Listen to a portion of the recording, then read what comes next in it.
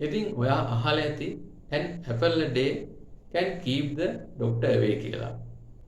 ඒක ප්‍රසිද්ධ කතාවක්. හැබැයි ඔයා දැකලා ඇති ඔය ඇපල් ගෙඩියේ මැද තියෙන පුංචි ඇට ටික. ඒත් ඔයා දැනගෙන ඉන්නේ නැතුව ඇති ඔය ඇපල් ගෙඩියේ තියෙන පුංචි ඇට ටික ඔයාගේ ශරීරගත වුණොත් ඔයා මේ ලෝකෙන් සදහටම තුරන් කරන්න පුළුවන් කියලා. ඉතින් අද වීඩියෝෙන් කතා කරන්නේ ඇපල් ගෙඩියේ තියෙන පුංචි ඇට වලින් ඔයාගේ ශරීරයට මොකද වෙන්නේ කියන එක ගැන.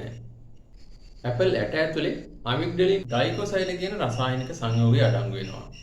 ඔයා දැකලා ඇති ඇපල් ඇටවල පිටත ඝන ආවරණයක් තියෙනවා.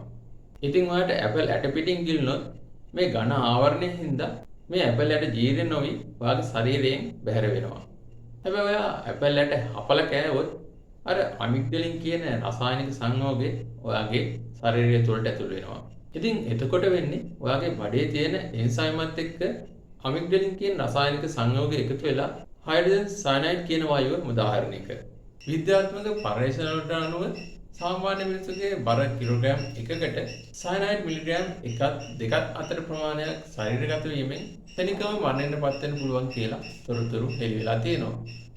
ඉතින් මේ පර්යේෂණ වාර්තාවලට අනුව ඇපල් ඇට 150 200ක් අතර ප්‍රමාණයක තියෙන අමිග්ඩලින් කියන රසායනික සංයෝගය එකවර ශරීරගත වුණොත් ශනික මරණයක් ඇති වෙන්න පුළුවන් බව හෙළි වෙලා තියෙනවා.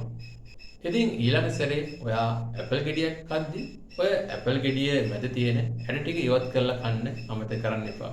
එහෙනම් ගිහින් එන්න තවත් වීඩියෝ එකකින් හමු වෙමු.